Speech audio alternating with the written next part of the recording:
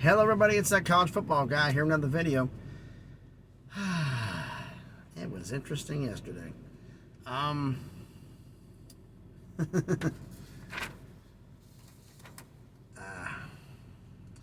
So the title of the video first off, Penn State schedule preview. People are saying, oh, James Franklin, it's a prove it year for James Franklin. You go 11-2 and it's a prove it year? In what world are you living in? He didn't beat Ohio State and Michigan. I had to break it to you. Very few teams did. So are you going to give away a five-star guy right now, basically as a head coach? The truck flies by. I'm here at a rest area here in Illinois. I haven't mentioned this in the video from yesterday. I'm mentioning it now. I delivered in Murfreesboro, Tennessee, waited for the next load to come in. Now I had to, normally you don't bobtail for long. Let's just drive without a trailer. Well, I had to go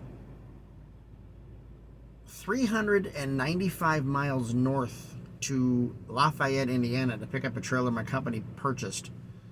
And all the graphics and stuff put on it. And then drive another 135 miles west to pick up the load, drop the trailer off at where it's going to be loaded at, and then pick up another trailer and head to Memphis, which is where I'm going. Maybe spending the night there, may not be. Don't know yet, we'll find out soon enough. But yeah, nearly a 400-mile deadhead. Not deadhead, but bobtailing, because I got paid miles for it, so I got zipped through traffic like I normally wouldn't be able to do, because normally I'm 80 feet long. As this guy parks next to me from Tyson Foods. Oh, nice going, guys. All right. But anyway, damn backup light. Dude, you're already in the parking space. You're done. What are you doing? What are you doing, dude?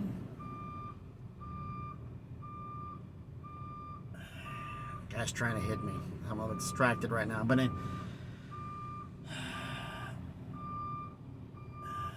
guess somebody doesn't know how to drive. But anyway, here.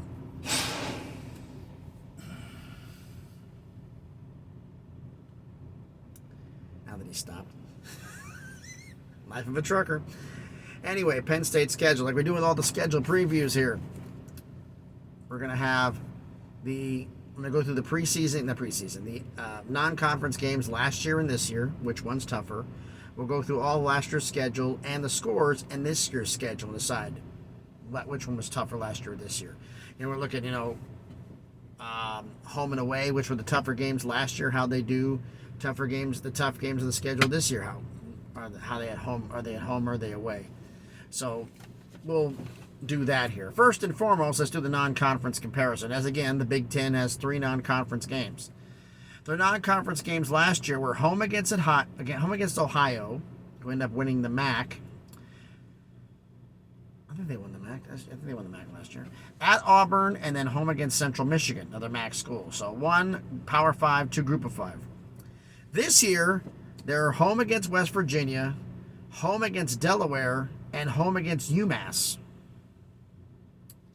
So their Power 5 opponent was on the road last year. They have a Power 5 opponent at home this year, plus a FCS and a Group of 5. So I think last year's non-conference schedule was actually tougher because they had an away game.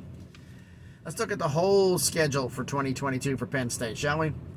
Start off the season with a Big Ten game at Purdue.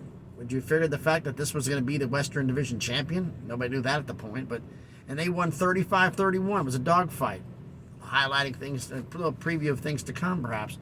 Home against Ohio, they won 46-10. At Auburn, won 41-12. Home against Central Michigan, won 33-14. For some reason, I didn't write the Northwestern score down, but it was just horrible.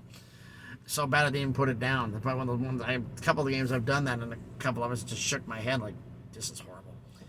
At Michigan, they lost 41-17. Home to Minnesota, won 45-17. Home against Ohio State, lost 44-31. Then at Indiana, they won 45-14. Home against Maryland, 30-0. At Rutgers, won 55-10. Home against Michigan State, won 35-16.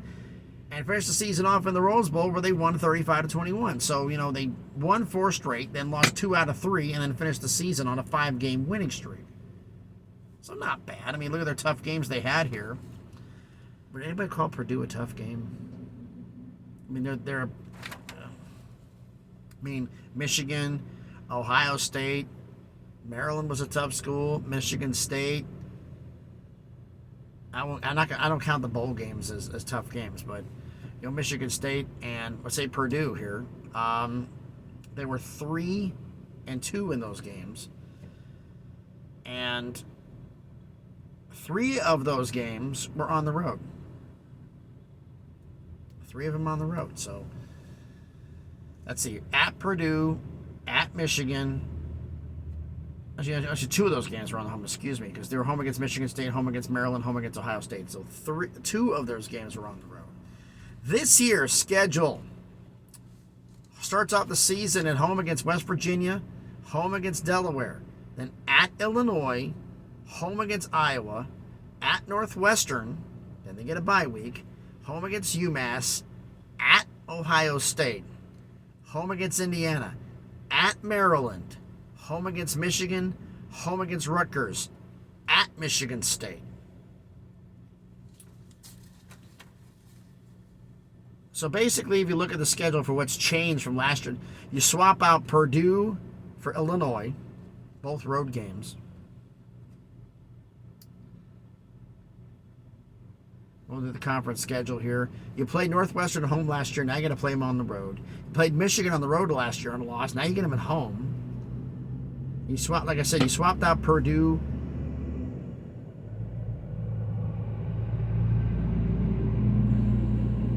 Purdue for Illinois. You swapped out Minnesota for Iowa. You played Ohio State at home. Now you play them on the road. You lost at home to them. Now you got to play them on the road. You were at Indiana last year and won. Now you get them at home. You beat Maryland 30-0 at home. Now you get them on the road. You lost to Michigan badly, 41-17 on the road. Now you get them at home, so maybe that'll do something better. You're on the road at Rutgers and won. Now you get them at home. You beat Michigan State by 19 at home. Now you got them on the road. So look at the key games here they have on the schedule. You have Ohio State. You have Michigan. You have Maryland. You have Michigan State. And I'm looking at the Illinois, Iowa. I wouldn't call Iowa a key game. I try to do 5 key games for each one. Rutgers, no. Indiana, no. So I think it's got to be Illinois. So Illinois, Ohio State, Maryland, Michigan, Michigan State. Those are your 5 key games for the season. Your 5 big ones. 4 of the 5 are on the road. The only one you got at home is against Michigan. The rest you're on the road. I don't know if 11 and a 10-2 regular season is going to happen again with this, because you've got an easier non-conference schedule, but you've got a lot harder conference schedule. So overall, I'd have to say this schedule is tougher because there's more road games than home games with your key matchups. But I could be wrong. But why don't you let me know down in the comments what you think? Which non-conference games do you think were tougher, last year or this year? And do you think last year's schedule was tougher or this year's? It's going to be interesting. It says if James Franklin only wins 9 games for the season, that counts the bowl game. Yeah, he will be on the hot seat next year. But some people saying that he's on the hot seat. He goes 11-2 and you're on the hot seat? Give me a break. No, he's not. Penn State, we want to win national championships. And how many did Joe Paterno win? He didn't win as many as you'd think. You're in the same division with 2 juggernauts. Now, once USC and UCLA come in, you're not in the same division anymore. You don't have to play them as much, but you're still going to because of rivalries. You're going to play 2 of them. Because I believe what the Big Ten's doing with there's 3 guaranteed rivals, the same thing as USC.